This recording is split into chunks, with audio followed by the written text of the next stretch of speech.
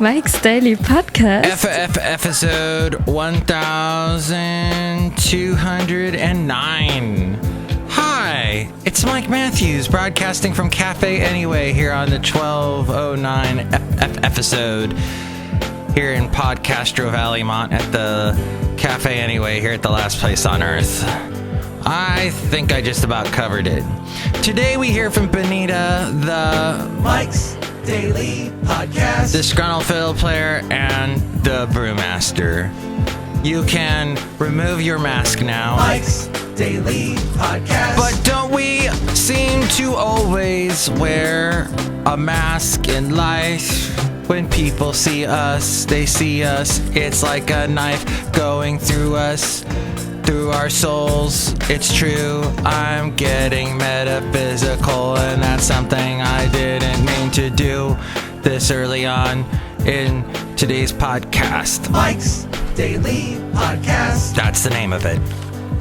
I'm a little loopy. I've had a little bit of pizza because there is a Mike's plethora Daily of pizza Podcast from a company lunch. The boss said, buy a bunch of pizza. And so there's a bunch left over. And I had a little for breakfast. Woo, that's not good. It's not healthy. I strongly advise against it. And then there was Halloween last night, of course. Wow. Wow shuts wow. That was fun. What I ended up doing to work off some of the pizza from the pizza lunch was I walked my dog all over Podcastro Valley. I saw everything from the Castro Village does a thing with kids where they all the shops, you know, the shop owners sit out front with a bunch of candy and hand it out to the kids. I went there with my dog and saw all the people in the cool costumes that they were wearing, and it was cool. And stopped by the Pet Food Express where they give my dog a treat. And then I went back towards my house, and I did not realize there's a street called Sandy Lane that is just packed full of people doing interesting stuff on their front lawns. You know, zombie apocalypses, and there was someone had a VW van with a skeleton in it, and there was like a strobe going off. And there was one like a crypt. I think, I had a picture of that, a podcast picture of that earlier. Oh, look, who just walked in. Hi, Mike. It's Benita the Rodeo Queen. Hi, It's a Disgruntled Fiddle Player, tell you what. What? Yesterday, y'all said Dia de los Muertos. It's actually Dia de los Muertos there. Wow. I didn't know you spoke any Spanish, Disgruntled Fiddle Player. I do. I also say that. Listen to my Spanish here right now. All right, I can't wait. Picante sauce. Don't think that's, but nice try. Speaking of, tequila. There was this group of people. So Podcastro Valley has these streets, and you'll see like a tiny street, and it ends up connecting to 10 houses all over Podcastro Valley because there's all this land. It was just divided up weird. There was a lot of chicken farms in Podcastro Valley back in the day. And there's this one neighborhood. Oh, look who else just walked in. And these people, because nobody was walking up their street to, give out candy to take candy from them to trick or treat, the people came out of their house and went right to the edge of where that street meets a busier street. And I'm walking by with Basil the Boxer, and they said, hey, do you want some tequila?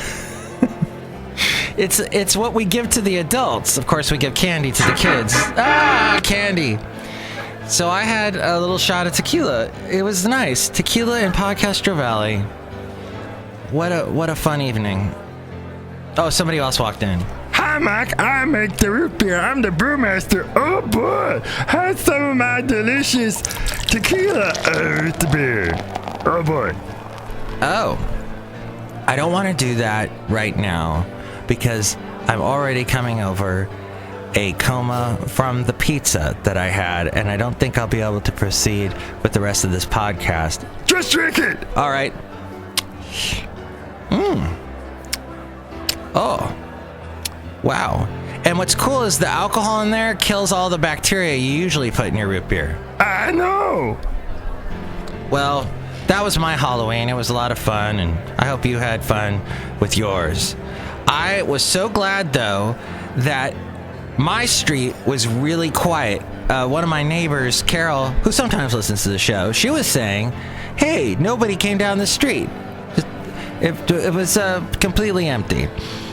So I went home, took a shower, because I wake up at 4 in the morning. I don't take showers in the morning. I take them at night. So I took it and then went to bed. It was perfect. Nobody rang the doorbell after 9 o'clock. That did happen to Marco, who sometimes does the Marco Minute. The Marco Minute. The Marco Minute.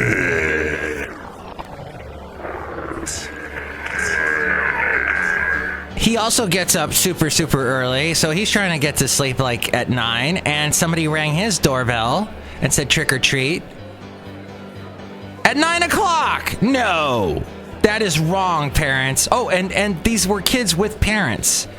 Kids with like a 4-year-old, and they were trick or treating at 9 o'clock at night. No, bad etiquette. You're abusing the Halloween etiquette, and I thought about that when he told me that story, and I thought, man, that has happened to me before. Not only here in California, but in Alabama, that happened one year. I ended up giving the kids all my candy because I was like, nobody showed up all night. And here's today's podcast picture. So you win. Oh, you know what I did? I started a bad precedent there. That was several years ago, and now it's come back around. But I want to stop it right now with Mike's Daily Podcast. Kids, parents, don't go trick-or-treating after 9. We got to go to bed and wake up at 4. The podcast picture, speaking of Alabama, was at Orange Beach, Alabama. It's that little sliver of Alabama that touches a huge water mass called the Gulf. And that is a picture of Orange Beach. I went there. Actually, that was taken around Christmas time. 2007, that long ago, almost 10 years. So thank you, digital film, for holding up. Digital pictures are awesome. And now people have had, they got digital pictures that go back over 10 years. And you've got all these clear shots. You don't have film that's fading. It's wonderful, isn't it? This digital world we live in. I hope you like it, because that's the world we live in. Full of emails being found by Julian Assange and the Russians and being dumped on the press and the media. Oh, and the conservative media very upset that all of a sudden the media is focusing their attention on why did James Comey decide to do this now, just before the election? He doesn't want Hillary to win, does he? He's in Trump's pocket, isn't he? Well, whatever. That's what they'll talk about on conservative radio. But you know what I'm going to talk about really quickly is mikesdailypodcast.com, and where you can catch all the past podcast pictures and hear past interviews that I've done. And there's also a link to the Amazon. If you're going to buy anything on Amazon, and Amazon's doing, I think, their Black Friday. They've extended it to the beginning of November. And here we are in November. Once again, real quick, I have a birthday in November, and I'm not looking forward to it. And I thought about the number this year, and I'm like, geez, I'm just a few years away from the big one. What the heck? So that all made me depressed, as it will tend to do. And then all the bills that happen in November. So many bills come due in November. It's crazy. But I hope you have a great... There is Thanksgiving and turkeys and happiness. Seeing relatives you don't want to see. But that's negative. What's positive is you can buy stuff on Amazon and help out the show. But you got to go through mikesdailypodcast.com. Go through that link that you see there on the page. And there's also the PayPal. If you'd like to support the show, you'll get a special greeting from all the Cafe Anyway characters.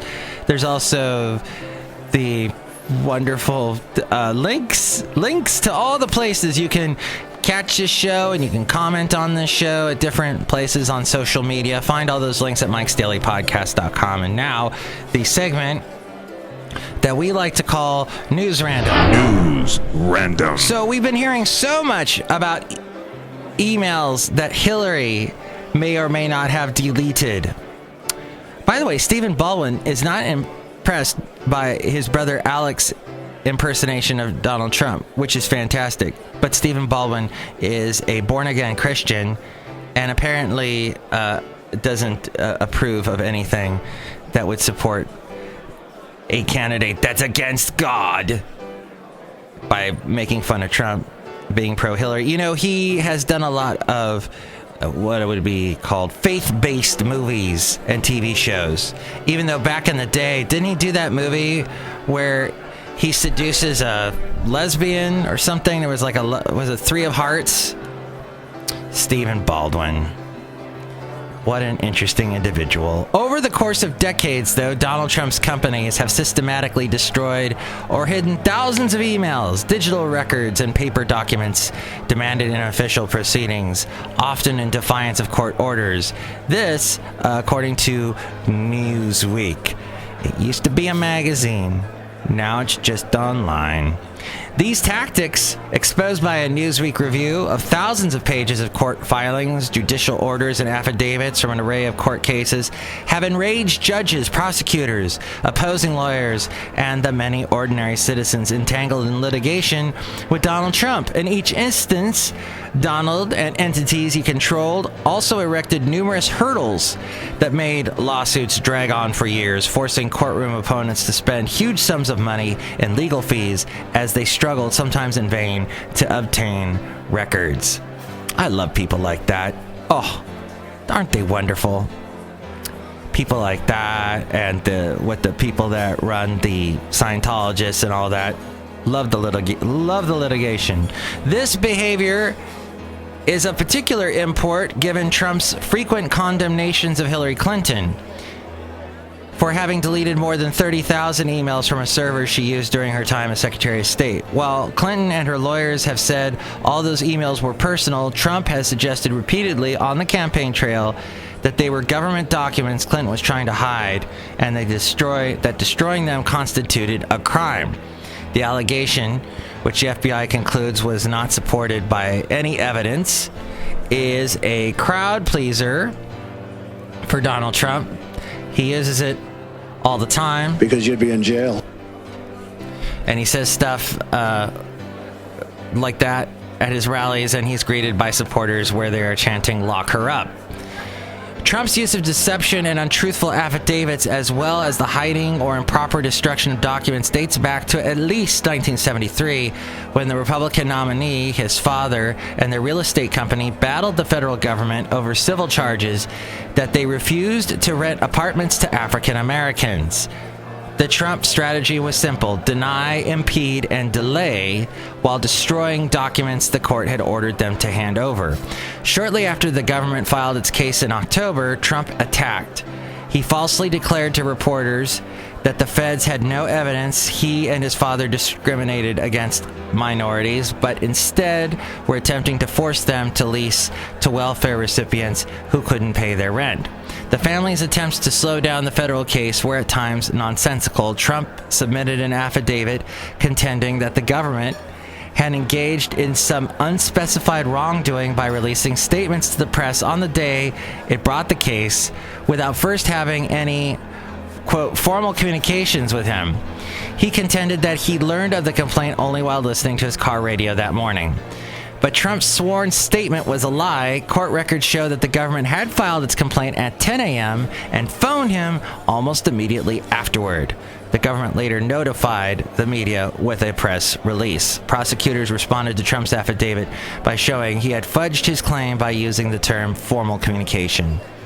An acknowledgement, they said, that he had received what only he would characterize as informal notification, which they described as an intentional effort to mislead the court and the public. But the allegation showed the case. It required government lawyers to appear in court to shoot down Trump's false charge.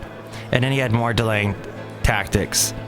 You know, there's more about this in the story that is on MSN and through Newsweek, and it goes on quite a bit.